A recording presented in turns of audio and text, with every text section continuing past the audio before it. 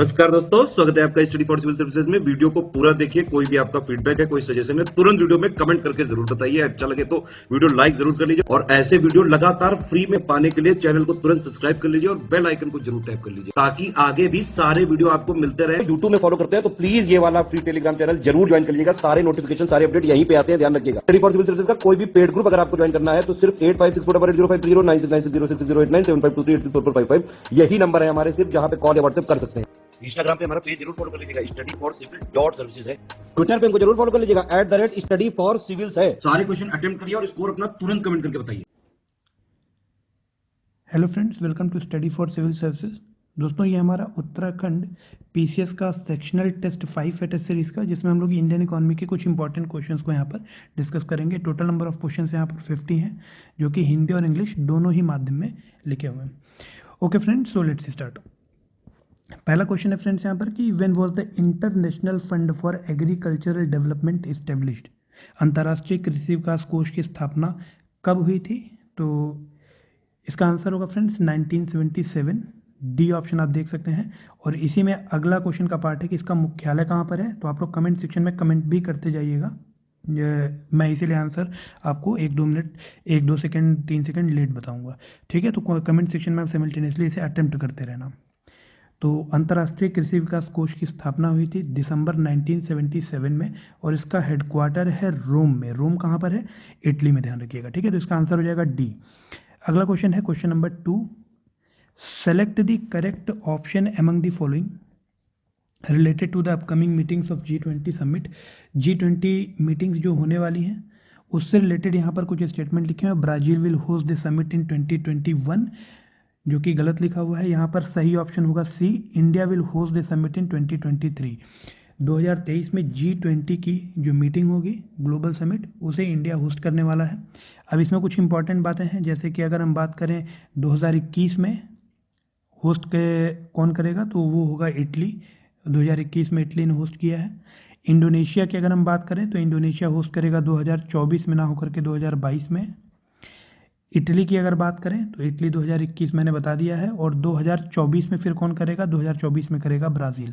तो एक बार फिर से रिवाइज कर लीजिए आप। सबसे पहले इटली 2021, ठीक है। उसके बाद है इंडोनेशिया 2022, इंडोनेशिया के बाद है इंडिया 2023, और इंडिया के बाद है आपका ब्राज़ील 2024। तो इस हिसाब से हमारा सही ऑप्शन सी होगा। अगला क्वेश्चन है question number 3।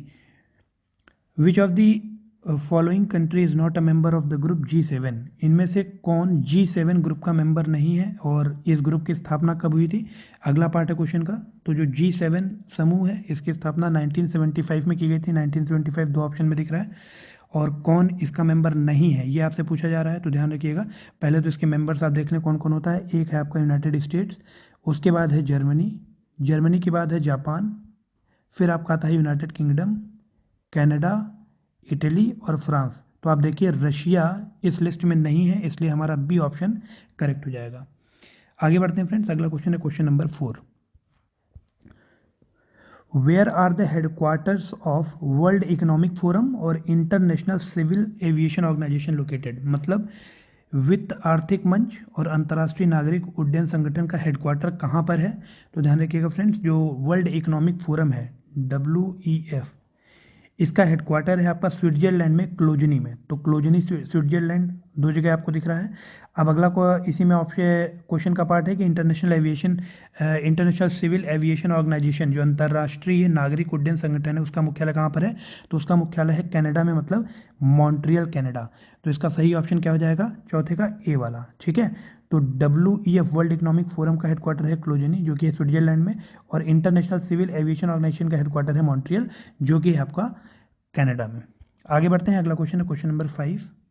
The three countries have been added to the new development bank as the new member of the September 2021। 2 सितंबर 2021 में 3 नई कंट्रीज ऐड हुई हैं न्यू डेवलपमेंट बैंक में, ठीक है। इन आपको बताना है इस लिस्ट में से कौन वो कंट्री नहीं है। ध्यान रखिएगा, आपसे ये नहीं पूछा जा रहा कौन ऐड हुआ है, आपसे पूछा जा रहा है इनमें से कौन वो कंट्री नहीं है। तो न्यू डेवलपमेंट बैंक की स्थापना हुई थी 2015 में, ध्यान रखिएगा। और न्यू डेवलपमेंट बैंक जो है, इसका जो मुख्यालय हेडक्वार्टर है वो आपका है शांघाई, चाइना में, ठीक है। तो ये एक इंपॉर्टेंट इन्फॉर्मेशन है। अब किन 3 देशों को शामिल किया गया है 2 सितंबर 2021 में? तो उसमें आपके हैं एक तो है आपका यूनाइटेड अरब एमिरेट्स, ठीक है, यूनाइटेड अरब एमिरेट्स के बाद है आपका उरुग्वे, और उरुग्वे के बाद है बांग्लादेश। तो ध्यान रखिएगा, यूनाइटेड अरब एमिरेट्स, उरुग्वे और बांग्लादेश, ये तीनों शामिल किए गए हैं। और इसी में क्वेश्चन का अगला पार्ट था हेडक्वार्टर वाला, तो शंघाई चाइना और उरुग्वे शामिल किया गया है, तो सी ऑप्शन आपका करेक्ट हो जाएगा। ठीक है, एलिमिनेशन मेथड आप यूज़ कर सकते हैं यदि आपने क्वेश्चन को ध्यान से पढ़ा है। तो एक बार फिर से मैं इन्फॉर्मेशन शेयर कर दे रहा हूँ कि जो न्यू डेवलपमेंट बैंक है उसकी स्थापना हुई थी 2015 में। शंघाई चाइना में इसका हेडक्वार्टर है। कौन से 3 कंट्रीज नए शामिल किए गए हैं? यूनाइटेड अरब एमिरेट्स, उरुग्वे और बांग्लादेश। उसके बाद है friends question number 6। Question number 6 कह रहा है कि under the Atal Bhashantar Yojana a group of language expert interpreters will be prepared for translation from some foreign language to Hindi language. Atal Bhashantar Yojana के तहत एक लैंग्वेज एक्सपर्ट इंटरप्रेटर्स जो होते हैं, मतलब एक भाषा को दूसरी भाषा में जो लोग अनुवाद करते हैं, उनका एक ग्रुप बनाया गया था कुछ भाषाओं का अनुवाद हिंदी में करने के लिए। आपसे पूछा जा रहा है कि इनमें से कौन सी वो भाषा नहीं है ना। आपसे पूछा जा रहा है which language is not among them. तो सबसे पहले आपको पता होना चाहिए कि जो अटल भाषांतर योजना है ये किस मंत्रालय के तहत इसका आरंभ किया गया था। तो अटल भाषांतर जो योजना है ये फ्रेंड ध्यान रखिएगा 2018 में ये स्टार्ट किया गया था under the ministry of external affairs. और जो ग्रुप बनाया गया था लैंग्वेज एक्सपर्ट इंटरप्रेटर्स का, किन भाषाओं को हिंदी में ट्रांसफर करने के लिए बनाया गया था, ट्रांसलेट करने के लिए बनाया गया था? तो वो भाषा है आपकी Arabic, Chinese, French, Japanese, Russian, Spanish. इतनी भाषाओं का हिंदी में ट्रांसफर करने के लिए, ट्रांसलेट करने के लिए एक ग्रुप अपॉइंट किया गया था लैंग्वेज एक्सपर्ट इंटरप्रेटर्स का। ठीक है, अब इसमें से आपसे पूछा जा रहा था कौन सी वो भाषा नहीं है, तो आप ध्यान से देखेंगे तो जो जर्मन यहाँ पर लिखा हुआ है वो इस लिस्ट में कहीं भी शामिल नहीं है, इसलिए हमारा डी ऑप्शन यहाँ पर करेक्ट हो जाएगा। अगला है question number 7। Under the Ayushman Bharat national health protection scheme health insurance up to 5 lakh, ध्यान रखिएगा 5 लाख रुपए का health insurance per year provide करने का प्रावधान किया गया था आयुष्मान भारत राष्ट्रीय स्वास्थ्य संरक्षण योजना के तहत। ठीक है, और फिर पूछा जा रहा है आपसे कि इस योजना की शुरुआत कब हुई थी, when was this scheme launched. तो डेट है एग्जैक्टली 21 मार्च 2018। और किस मिनिस्ट्री के अंदर आता है Ayushman Bharat national health protection scheme? तो ये आपका आता है ministry of health and family welfare. ध्यान रखिएगा, ministry of health and family welfare, स्वास्थ्य और परिवार कल्याण मंत्रालय। तो हम कह सकते हैं कि इस योजना के अंतर्गत प्रतिवर्ष 5 लाख रुपए तक का स्वास्थ्य बीमा प्रदान किया जाने का एक अनुबंध किया गया था। आगे बढ़ते हैं फ्रेंड्स, अगला क्वेश्चन है question number 8। Under the Ganga Gram project, how many villages situated on the bank of river Ganga will be developed for sanitation based integrated development? मतलब गंगा ग्राम प्रोजेक्ट के तहत, गंगा ग्राम परियोजना के अंतर्गत गंगा नदी के किनारे स्थित कितने गांवों को स्वच्छता आधारित एकीकृत विकास के लिए विकसित किया जाएगा? तो ध्यान रखिएगा, गांव की जो संख्या है वो है आपकी 4470। टोटल 4470 गांव जो है गंगा नदी के बैंक पर स्थित हैं, उनको गंगा ग्राम प्रोजेक्ट के तहत सैनिटेशन बेस्ड इंटीग्रेटेड डेवलपमेंट इनका किया जाएगा। तो आंसर तो हमें मिल गया, सी ऑप्शन हमारा करेक्ट है। अब इस गंगा ग्राम प्रोजेक्ट की शुरुआत कब हुई थी? तो ध्यान रखिएगा 23 दिसंबर 2017। 23 दिसंबर 2017 में गंगा ग्राम प्रोजेक्ट की स्थापना की गई थी। और हम कह सकते हैं कि इन 4470 गांवों में से 1674 गांवों को सेलेक्ट किया गया और यहाँ पर 829 करोड़ रुपए का लागत लगा करके टॉयलेट, जो आप कह सकते हैं कि प्रसाधन, यहाँ पर शौचालय का निर्माण कराया गया। ठीक है, तो 829 करोड़ रुपए रिलीज किए गए for the construction of toilet in 1744 gram panchayat, है ना। 1674 जो ग्राम पंचायत है वहाँ पर 829 करोड़ रुपए खर्च करके शौचालय का निर्माण किया गया। आगे बढ़ते हैं फ्रेंड्स, अगला क्वेश्चन है क्वेश्चन नंबर 9। अंडर द संपूर्ण बीमा ग्राम योजना, तो संपूर्ण बीमा ग्राम योजना की बात हो रही है bye identifying at least one village from each revenue district of the country which has a minimum of how many house hold? 100 house hold. ध्यान रखिएगा 100 all the house hold of that village will be covered by at least one rural postal life insurance. तो D option इसका correct हो जाएगा।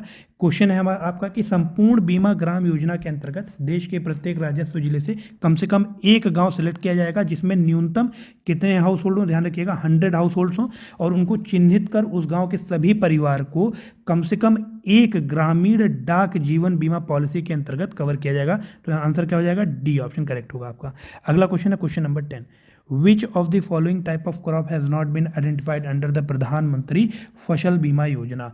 प्रधानमंत्री फसल बीमा योजना के तहत इनमें से कौन से क्रॉप को आइडेंटिफाई नहीं किया जाता है? तो प्रधानमंत्री फसल बीमा योजना जो है ये आपकी शुरू हुई थी 13 जनवरी 2016 को, ध्यान रखिएगा। और क्रॉप कवरेज की अगर हम बात करें तो rabi, kharif, commercial and horticulture crops, इतने क्रॉप को यहाँ पर सिलेक्ट किया गया है। तो आप देखेंगे यहाँ पर जो जैद क्रॉप है इसको यहाँ पर कवर नहीं किया गया है। तो आप कह सकते हैं कि 10वें का बी ऑप्शन करेक्ट हो जाएगा, ठीक है, क्योंकि आपसे ये पूछा गया था कि which crop has not been included under the प्रधानमंत्री फसल बीमा योजना। तो rabi, kharif, commercial and horticulture crop, मतलब रबी, खरीफ, वाणिज्यिक जो फसलें होती हैं और जो बागवानी फसलें हैं उनको ही केवल शामिल किया गया था। जो जैद की फसल है इसको यहाँ पर शामिल नहीं किया गया था। आगे बढ़ते हैं फ्रेंड्स, अगला क्वेश्चन है क्वेश्चन नंबर हमारा 11। द प्रधानमंत्री कृषि सिंचाई योजना, प्रधानमंत्री कृषि सिंचाई योजना had been approved with an outlay of 50,000 crore for a period of, कितने समय के लिए प्रधानमंत्री कृषि सिंचाई योजना में 50 करोड़ रुपए का बजट दिया गया है। तो प्रधानमंत्री कृषि सिंचाई योजना जो है फ्रेंड्स वो कब लाया गया था? 1 जुलाई 2015 को ये लाया गया था। और यहाँ पर 50,000 करोड़ रुपए का बजट आप कह सकते हैं अप्रूव किया गया था for the period of 5 year, ध्यान रखिएगा 5 सालों के पीरियड के लिए अप्रूव किया गया था। और हम कह सकते हैं कि इसका इस हिसाब से करेक्ट आंसर हो जाएगा डी, है ना, 5 साल 2015। तो 2000, और क्योंकि आपसे पूछा गया था कि कब स्टार्ट किया गया, तो अभी मैंने बताया कि 1 जुलाई 2015 में स्टार्ट किया गया था। तो डी ऑप्शन आपका करेक्ट हो जाएगा। अगला क्वेश्चन है क्वेश्चन नंबर 12। द प्रधानमंत्री Awas Yojana urban scheme will cover all the 4041 statutory towns declared according to the census 2011 in 3 phases by the year। अब यहाँ पर आपसे साल पूछा गया है।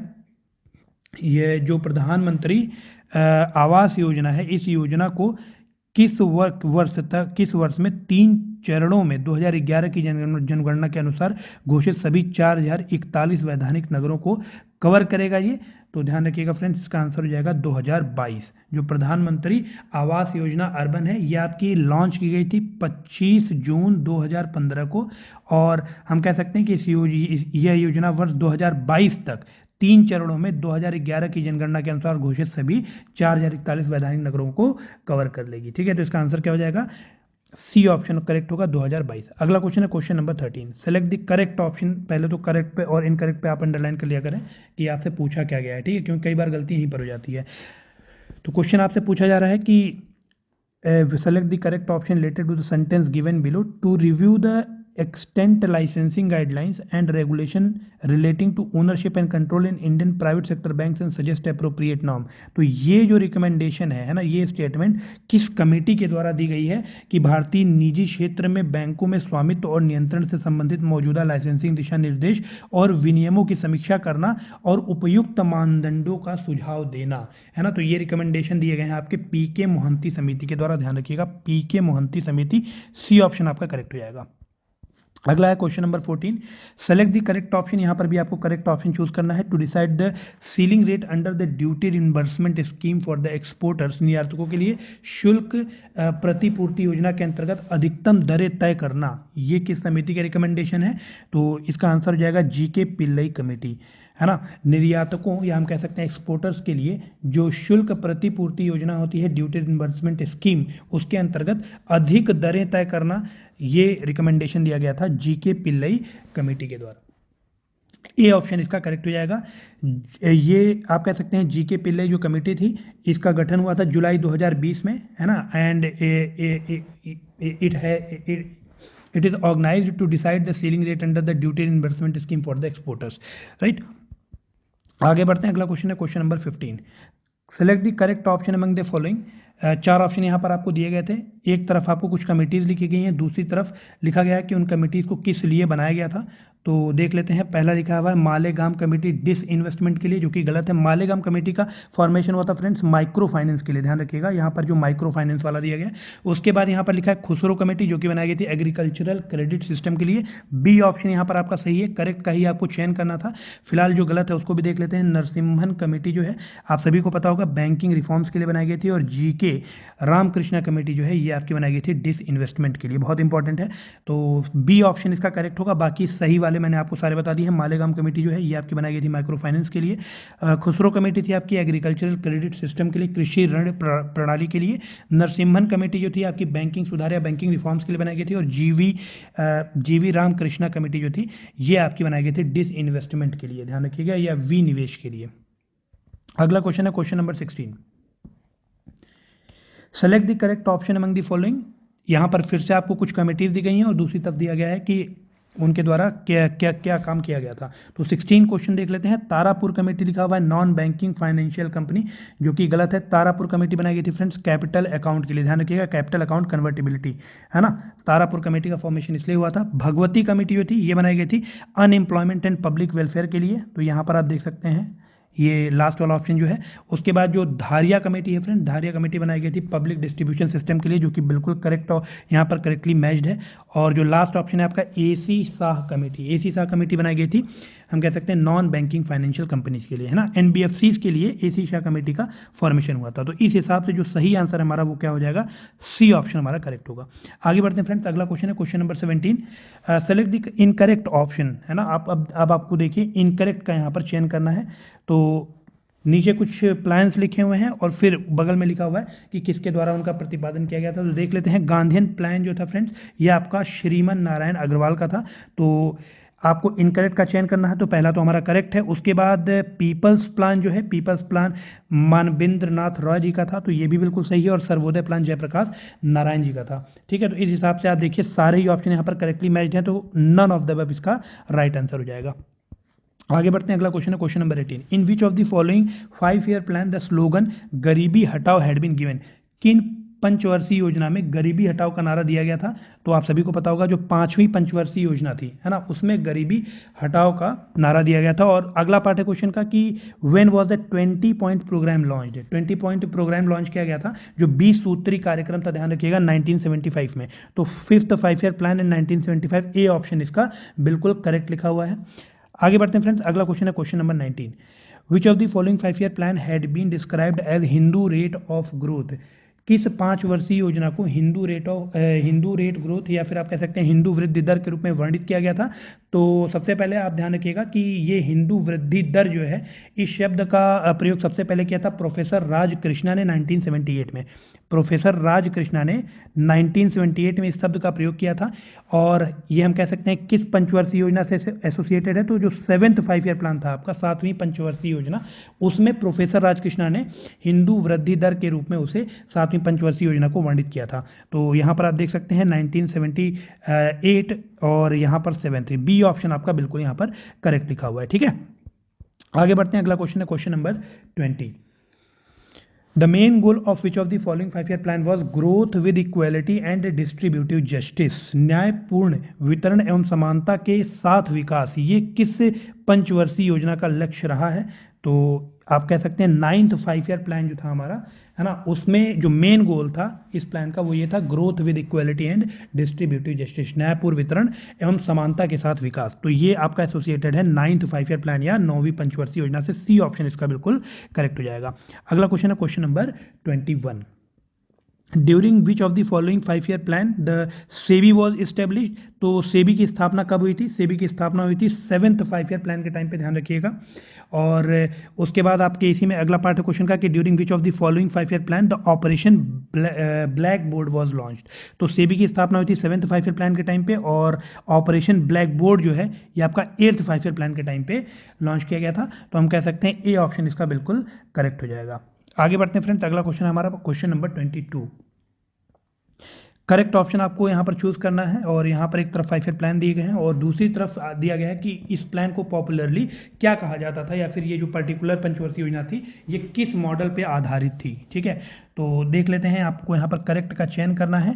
पहला लिखा हुआ है first 5 year plan DR Gadgil model, जो कि बिल्कुल गलत है। आप सभी को पता होगा कि जो पहली पंचवर्षीय योजना थी फर्स्ट 5 ईयर प्लान, ये आपकी हैरेट डोमर मॉडल पे आधारित थी, ठीक है। उसके बाद अगर सेकंड 5 ईयर प्लान की हम बात करेंगे तो इसे PC महालानोबिस मॉडल बोला जाता था।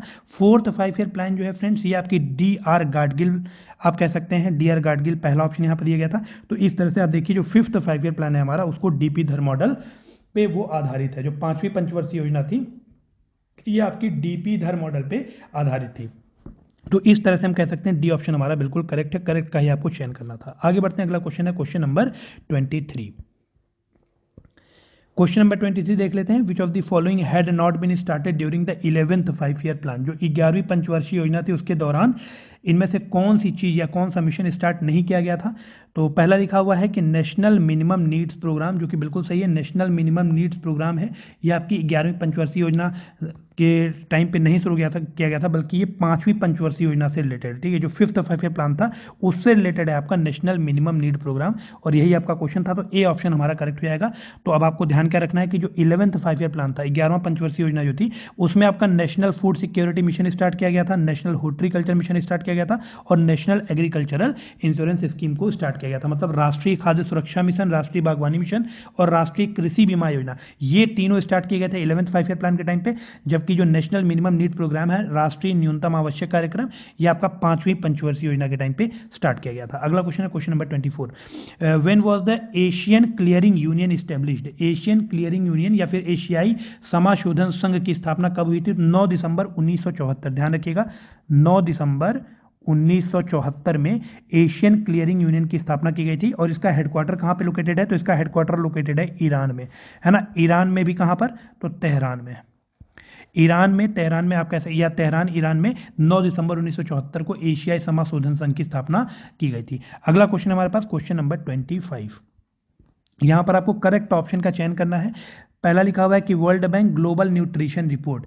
तो विश्व बैंक जो है, आप सभी को पता है, वो ईज ऑफ डूइंग बिजनेस जो रिपोर्ट आती है आपकी, उसके लिए जाना जाता है, ठीक है। उसके बाद लिखा हुआ IMF इंटरनेशनल मॉनेटरी फंड, यह आपका ग्लोबल इकोनॉमिक, आप कह सकते हैं ग्लोबल इकोनॉमिक आउटलुक या वर्ल्ड इकोनॉमिक आउटलुक के लिए जाना जाता है। तो बी ऑप्शन हमारा बिल्कुल करेक्ट मैच है। सी जो लिखा हुआ है वर्ल्ड हेल्थ ऑर्गेनाइजेशन, ये आपका ग्लोबल न्यूट्रिशन रिपोर्ट देता है, ना कि ईज ऑफ डूइंग बिजनेस, ठीक है। तो इस तरह से बी ऑप्शन हमारा करेक्टली मैच्ड है। करेक्ट ऑप्शन का ही आपको चयन करना था। तो 25वें का आंसर हो जाएगा बी। इंटरनेशनल मॉनेटरी फंड कौन सा रिपोर्ट जारी करता है? World economic outlook. World bank जारी करता है ease of doing business report, और जो वर्ल्ड हेल्थ ऑर्गेनाइजेशन WHO वो जारी करता है ग्लोबल न्यूट्रिशन रिपोर्ट। अगला क्वेश्चन है क्वेश्चन नंबर 26। यहाँ पर आपको करेक्ट ऑप्शन का चयन करना था। Prevention of money laundering act 2002 लिखा हुआ है, जो कि गलत है। ध्यान रखिएगा, जो prevention of money laundering act है, इसमें आपको करेक्ट ऑप्शन का फ्रेंड्स चयन करना है। तो सबसे पहले अगर हम पहले के देखें तो पहला तो हमारा सही है, prevention of money laundering act या धन शोधन निवारण अधिनियम 2002 में ही लॉन्च किया, मतलब लाया गया था। फॉरेन एक्सचेंज मैनेजमेंट एक्ट, ये भी आपका 1999 में आया है। और जो गवर्नमेंट सिक्योरिटी एक्ट है, या जिसे GSA भी बोला जाता है, ये आपका 2006 में लाया गया था, ठीक है। तो तीनों ऑप्शन मैच हैं, इसलिए हम क्या कह सकते हैं कि डी ऑप्शन है वो हमारा करेक्ट होगा, क्योंकि यहाँ पर सभी ही ऑप्शन करेक्टली मैच्ड हैं। आपको करेक्ट ऑप्शन का ही चयन करना था। अगला क्वेश्चन है question number 27। Select the incorrect option. अब देखिए, आपको इनकरेक्ट का चयन करना है। तो पहला लिखा हुआ है कि the regional rural bank act 1976, जो कि बिल्कुल सही है। जो क्षेत्रीय ग्रामीण बैंक अधिनियम है 1976 में ये लाया गया है। उसके बाद लिखा हुआ है export import bank of India, ये आपका 1982 में ना होकर के कब आया है? 1981 में। पहले भी कई बार एग्जाम में आ चुका है, तो इसको आप लोग याद रखिएगा। बी ऑप्शन ही आपका इनकरेक्टली मैच्ड है, बाकी सारे सही है। नेशनल हाउसिंग बैंक एक्ट आपका 1987 का है, और जो सेबी है, सेबी एक्ट आपका 1992 का है, ठीक है।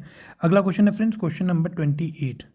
Which place has been given to India in the Corruption Perception Index 2022? भ्रष्टाचार धारणा सूचकांक 2020 में भारत का कौन सा स्थान दिया गया है? तो 4 ऑप्शन यहाँ पर आपको दिए गए हैं।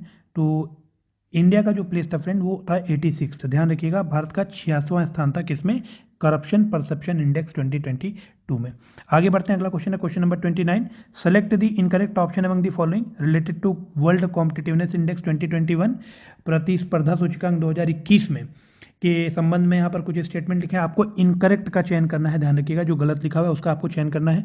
इंडिया की रैंक 43rd लिखी हुई, जो कि सही है। स्विट्जरलैंड की जो रैंक लिखी हुई है वो फर्स्ट रैंक लिखी हुई है, जो कि सही है। स्वीडन की ध्यान रखिएगा सेकंड रैंक है, ना कि नीदरलैंड की। तो आपको इनकरेक्ट ऑप्शन का ही चयन करना था। सी ऑप्शन यहाँ पर इनकरेक्ट हो जाएगा। बाकी जो डेनमार्क था वो तीसरे स्थान पर था। बात कहाँ यहाँ पर किस चीज़ की जा रही है? वर्ल्ड कॉम्पिटिटिवनेस इंडेक्स 2021 की। आगे बढ़ते हैं, अगला क्वेश्चन है क्वेश्चन नंबर 30। यहाँ पर आपको करेक्ट ऑप्शन का चयन करना है with respect to global innovation index 2021, वैश्विक नवाचार सूचकांक 2021 के संबंध में सही कथन का आपको चयन करना है। तो यहाँ पर भारत की जो रैंक दी गई है वो दी गई है 46th, जो कि बिल्कुल सही है। यूनाइटेड स्टेट्स ऑफ अमेरिका की पहली रैंक नहीं थी, यूनाइटेड स्टेट्स ऑफ अमेरिका की आप कह सकते हैं तीसरी रैंक थी। तो बी ऑप्शन आपका गलत लिखा हुआ है। स्विट्जरलैंड यहाँ सेकंड रैंक पर लिखा हुआ है। स्विट्जरलैंड की आप कह सकते हैं पहली रैंक थी, और स्वीडन की यहाँ पर दूसरी रैंक थी। तो इस तरह से यहाँ पर फ्रेंड जो पहला ऑप्शन का स्टेटमेंट है इंडिया की रैंक 46 वो बिल्कुल सही लिखी गई है। उसके बाद आगे बढ़ते हैं क्वेश्चन नंबर 31 पे। Which of the following scheme has been allocated the lowest amount in union budget 2021-2022। तो प्रधानमंत्री फसल बीमा यहाँ पर पूछा जा रहा है कि बजट 2021-22 में सबसे कम राशि किस स्कीम को आवंटित की गई है। तो प्रधानमंत्री फसल बीमा योजना में आपका जो आवंटन है वो 16,000 करोड़ का था। उसके बाद प्रधानमंत्री ग्राम सड़क योजना में 15,000 करोड़ का आवंटन था। नेशनल लिवलीहुड मिशन राष्ट्रीय जीविकोपार्जन मिशन में 14,473 करोड़ का जो आवंटन किया गया था स्कीम के लिए, और अमृत एंड स्मार्ट सिटी स्कीम के लिए जो आवंटन था वो सबसे कम था इस लिस्ट में, वो था आपका 13,750 करोड़ का। तो इस तरह से lowest amount in union budget आपसे पूछा जा रहा है किस स्कीम के लिए रखा गया था, तो डी ऑप्शन यहाँ पर आपका करेक्ट हो जाएगा। आगे बढ़ते हैं, अगला क्वेश्चन है question number 32। The allocation amount has been decreased in which of the following as compared to the Union Budget 2020 to 2021। केंद्रीय बजट 2020-21 की तुलना में इनमें से किसमें धनराशि के आवंटन में कमी की गई है। तो यहाँ पर हम देख सकते हैं 4 ऑप्शन हमारे पास यहाँ पर लिखे हुए हैं। जो मिड डे मील प्रोग्राम लिखा हुआ है ध्यान रखिएगा, इसमें जो राशि है वो कम की गई है। पहले इसके लिए जो आवंटित राशि थी वो 12,900 करोड़ की थी, लेकिन अब ये क्या कितनी कर दी गई है 11,500। उसके बाद अगर स्वच्छ भारत मिशन की बात करें तो ये 7,000 से बढ़ करके हो गई है 12,294। प्रधानमंत्री कृषि सिंचाई योजना 7,954 से बढ़ करके हो गई है 11,588।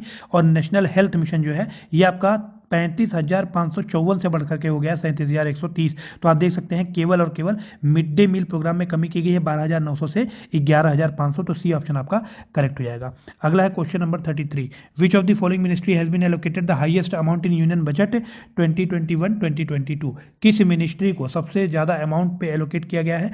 4 ऑप्शन यहाँ पर दिए गए हैं। आवास और शहरी कार्य मंत्रालय, ministry of housing and urban affairs, ministry of road transport and highway, ministry of health and family welfare और मिनिस्ट्री ऑफ एजुकेशन। इनमें से किसको हाईएस्ट अमाउंट बजट 2021-22 में आवंटित किया गया है। तो आंसर हो जाएगा आपका ministry of road transport and highway. ध्यान रखिएगा ministry of housing urban affairs, मुहा का जो अलॉटमेंट था वो था आपका 5,04,581 करोड़ रुपए का। उसके बाद अगर ministry of health and family welfare की बात करें तो ये था आपका 7,03,932, सॉरी 73,932। इसका था 54,581, 5 लाख नहीं था, आई एम सो सॉरी, 54,581 था आपका ministry of housing and urban affairs का। उसके बाद अगर ministry of health and family welfare की बात करें तो इसका था आपका 73,932। वहीं पर मिनिस्ट्री ऑफ एजुकेशन की बात करें तो इसका था आपका 93,224 करोड़ का आवंटन। और जो मिनिस्ट्री ऑफ रोड ट्रांसपोर्ट और हाईवे था इसका जो एलोकेशन था वो था आपका 1,18,101 करोड़। ध्यान रखिएगा 1,18,101 करोड़ रुपए। ठीक है, तो इस हिसाब से मैक्सिमम अमाउंट एलोकेट किया गया था ministry of road transport and highways को। अगला क्वेश्चन है question number 34। Indirect tax has been how much percentage of gross domestic product in union budget 2021-2022। जो आपका केंद्रीय बजट 2021-22 में अप्रत्यक्ष कर है वो सकल घरेलू उत्पाद का कितना प्रतिशत रहा है, तो वो था आपका 5%। और अगला क्वेश्चन है इसी में कि direct tax has been how much percentage of gross domestic product. जो प्रत्यक्ष कर है वो आपका जीडीपी का कितना परसेंट रहा है यूनियन बजट 2021-2022 में, तो वो हो जाएगा आपका 4.9%। ध्यान रखिएगा जो डायरेक्ट टैक्स है वो आपका 4.9% है जीडीपी का। अगर इनडायरेक्ट टैक्स की बात करें तो आपका 5% है जीडीपी का। और अगर टोटल टैक्स की बात करें तो ध्यान रखिएगा वो जीडीपी का 9.9% हो जाएगा। ठीक है, आगे बढ़ते हैं फ्रेंड्स। अगला क्वेश्चन है question number 35। The objective of national rail plan is to increase the modal share of railways in freight from the current level of 27% up to कितना। मतलब राष्ट्रीय रेल योजना का लक्ष्य माल भाड़े में रेल के मॉडल शेयर को 27% के वर्तमान स्तर से बढ़ा करके कितना करने का प्रयास या आप कह सकते हैं लक्ष्य रखा गया है। तो इसका आंसर हो जाएगा 45%। ध्यान रखिएगा 45%। करंट में 27% से बढ़ा करके इसे हमें 45% पर ले आना है। अगला क्वेश्चन है question number 36। Operation green scheme will be expanded to cover dash perishable products under the inclusive development. ये आपका पहला पार्ट है। दूसरा पार्ट है multipurpose seaweed park will be set up in which state. तो यहाँ पर हम कह सकते हैं फ्रेंड्स जो सीवीड पार्क है ये मल्टीपर्पज सीवीड पार्क, ये आपका तमिलनाडु में सेटअप किया जा रहा है। और अगर पूछा जाए ऑपरेशन ग्रीन स्कीम कितने पेरिसेबल प्रोडक्ट्स को कवर करके चल रहा है, तो ये आपका 22 पेरिसेबल प्रोडक्ट्स, या फिर हम कह सकते हैं कि खराब होने वाले जो उत्पाद होते हैं, 22 खराब होने वाले उत्पादों को समावेशी विकास के अंतर्गत ऑपरेशन ग्रीन स्कीम कवर कर रहा है। तो ए ऑप्शन यहाँ पर करेक्ट हो जाएगा 36 का। अगला क्वेश्चन है question number 37। In how many states and union territories the one nation one ration card scheme is being conducted under the inclusive development? तो यूनियन बजट 2021-22 से रिलेटेड है कि समावेशी विकास के अंतर्गत कितने राज्यों और केंद्र शासित प्रदेशों में एक राष्ट्र एक राशन कार्ड योजना संचालित की जा रही है। तो आप कह सकते हैं टोटल 32 राज्य और केंद्र शासित प्रदेश मिला करके है ये, कि स्टेट्स और जो यूनियन टेरिटरीज हैं, यूटीज और स्टेट्स को मिला करके टोटल कितने हैं, 32 हैं, जहां पर वन नेशन वन रेशन जो योजना है, कार्ड से स्कीम है, इसको संचालित किया जा रहा है। ठीक है, अगला क्वेश्चन है question number 38। How many Eklavya model residential schools are propose to be set up in tribal areas? जनजातीय क्षेत्रों में कितने एकलव्य मॉडल आवासीय विद्यालय स्थापित किए जाने प्रस्तावित हैं? तो ध्यान रखिएगा 750 जो एकलव्य मॉडल रेजिडेंशियल स्कूल्स हैं ये प्रपोज हैं ट्राइबल एरियाज में। अगला क्वेश्चन का पार्ट है कि how many new Sainik schools are propose to be set up? तो सैनिक स्कूल कितने बनाए जाएंगे? 100 सैनिक स्कूल बनाए जाएंगे। ध्यान रखिएगा 750 या आप कह सकते हैं 750 एकलव्य रेजिडेंशियल स्कूल्स और 100 सैनिक स्कूल्स। अगला क्वेश्चन है question number 39। A provision of rupees 2,217 crore has been made to tackle the problem of air pollution in 42 urban centers. Union budget 2021-2022 से ही रिलेटेड ये आप कह सकते हैं क्वेश्चन है कि कितने शहरी केंद्रों में वायु प्रदूषण की समस्या का समाधान करने के लिए कितने करोड़ रुपए का प्रावधान किया गया है? तो यहाँ पर हम कह सकते हैं कि टोटल 42 जो अर्बन सेंटर्स हैं उसमें जो एयर पोल्यूशन की प्रॉब्लम है उससे निपटने के लिए टोटल 2217 करोड़ रुपए का प्रावधान किया गया है। ठीक है, तो डी ऑप्शन यहाँ पर बिल्कुल करेक्ट हो जाएगा। अगला है question number 40। In which of the following UT it is proposed to set up a central university to make arrangements for higher education? किस केंद्र शासित प्रदेश में उच्च शिक्षा की व्यवस्था करने के लिए एक केंद्रीय विश्वविद्यालय स्थापित करने का प्रस्ताव रखा गया है केंद्रीय बजट 2021-22 में?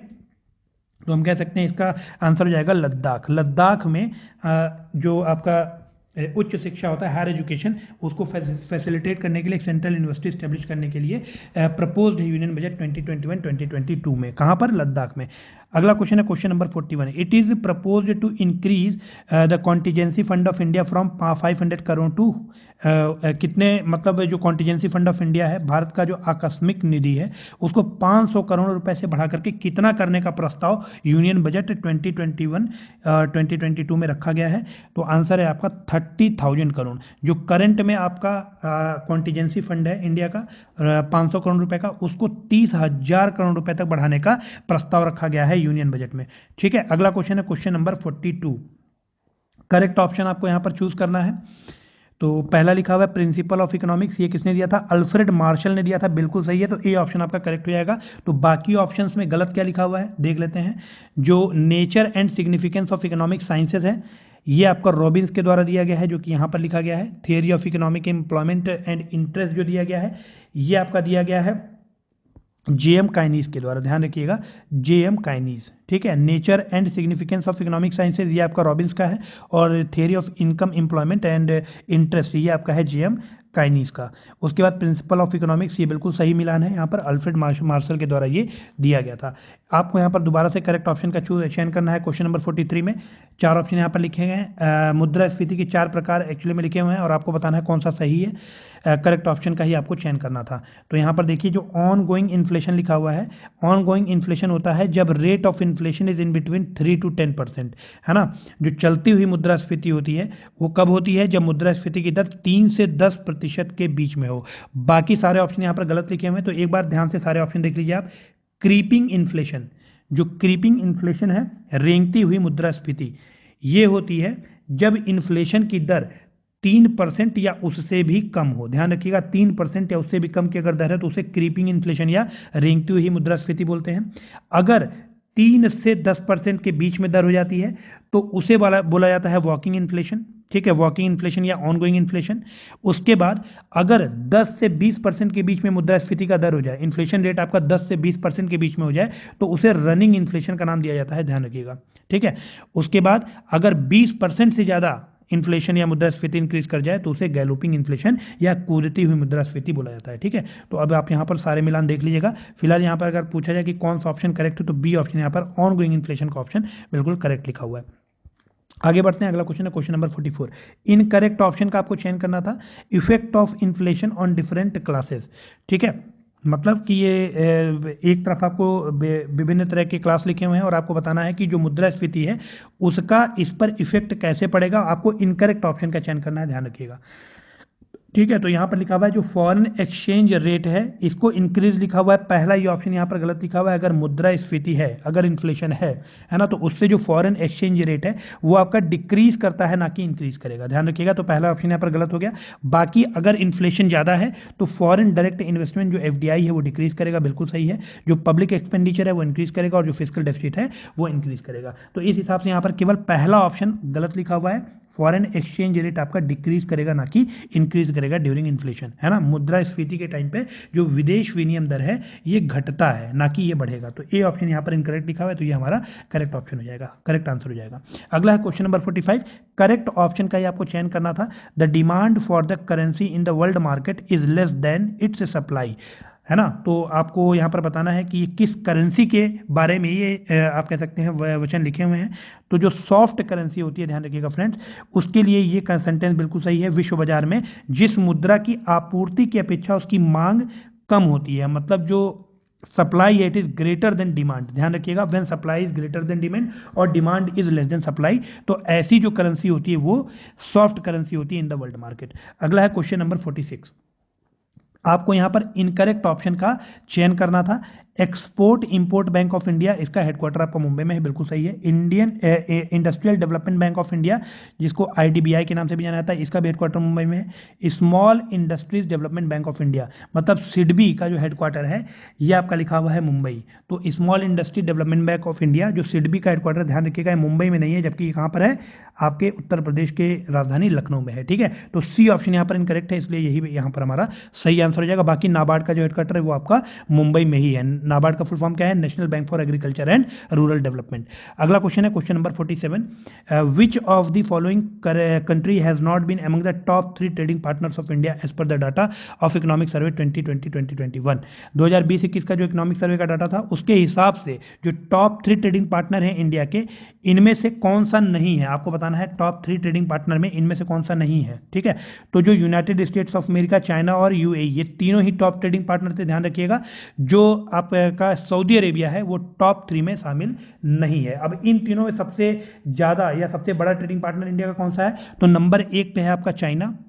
ठीक है, चाइना के साथ अगर इंडिया की हम बात करें कितने ट्रेडिंग जो पार्टनरशिप हुई कितनी हुई है, तो $77.7 बिलियन की। उसके बाद सेकेंड नंबर पे है आपका USA, ठीक है, अमेरिका, जिसके साथ $75.9 बिलियन की ट्रेडिंग हुई है। और थर्ड नंबर पे हमारा यूनाइटेड अरब एमिरेट्स। ध्यान रखिएगा, ये डाटा है इकोनॉमिक सर्वे 2020-21 का।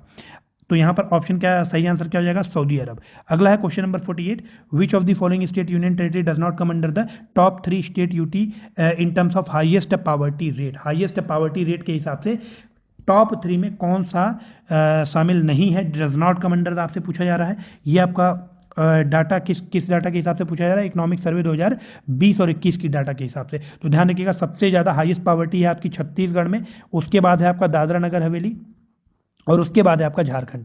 ठीक है, तो हम कह सकते हैं यहाँ पर इस लिस्ट में कौन शामिल नहीं है, तो आंसर हो जाएगा बी, दमन और दीव। हालांकि 2020-21 के डाटा के इकोनॉमिक सर्वे के हिसाब से है ये दमन एंड दीव। अब अगर करंट डाटा की हम बात करें तो अभी जो दादरा नगर हवेली और दमन दीव है इनको आपस में मर्ज कर दिया गया है। ठीक है, तो अगर इकोनॉमिक सर्वे 20-21 के हिसाब से आपसे पूछा जाए तो आपका आंसर हो जाएगा दमन और दीव, क्योंकि हाईएस्ट पावर्टी रेट कहाँ पर है, छत्तीसगढ़ में, उसके बाद है दादरा नगर हवेली में और थर्ड नंबर पर आपका झारखंड। ध्यान रखिएगा। अगला क्वेश्चन है question number 49। Name the top 2 states in terms of per capita net state domestic product. आर्थिक सर्वेक्षण 2020-21 के आंकड़ों के अनुसार प्रति व्यक्ति निवल राज्य घरेलू उत्पाद मामले में शीर्ष 2 राज्यों का आपको नाम बताना है। तो ध्यान रखिएगा, सबसे ऊपर है आपका गोवा और सेकेंड नंबर पे है आपका सिक्किम। ठीक है, अगर हम बात करें top 2 state in term of per capita net state domestic product, तो उसमें नंबर 1 पे आपका गोवा और नंबर 2 पे है सिक्किम। अगला क्वेश्चन है क्वेश्चन नंबर 50, जो कि आज का आखिरी सवाल है। विच of the following state come under the top 3 states in terms of gross state domestic product. अगर हम आर्थिक सर्वेक्षण 2020-21 की बात करें या उसके आंकड़ों की बात करें तो सकल राज्य घरेलू उत्पाद के मामले में शीर्ष 3 राज्यों के अंतर्गत कौन आता है, ये आपसे पूछा गया है। तो सबसे ऊपर जो है, ध्यान रखिएगा, सबसे ज़्यादा जो स्टेट डोमेस्टिक प्रोडक्ट है ना, ग्रॉस स्टेट डोमेस्टिक प्रोडक्ट, वो है महाराष्ट्र का। महाराष्ट्र नंबर 1 पे है, उसके बाद है तमिलनाडु, उसके बाद तीसरे नंबर पे आपका है उत्तर प्रदेश। ठीक है, तो यहाँ पर जो तमिलनाडु है, ये आपका जो आपके टॉप 3 स्टेट्स हैं उनकी लिस्ट में ये तमिलनाडु शामिल है, इसलिए सी ऑप्शन इसका करेक्ट हो जाएगा। Okay friends, so thank you so much for participating in this session.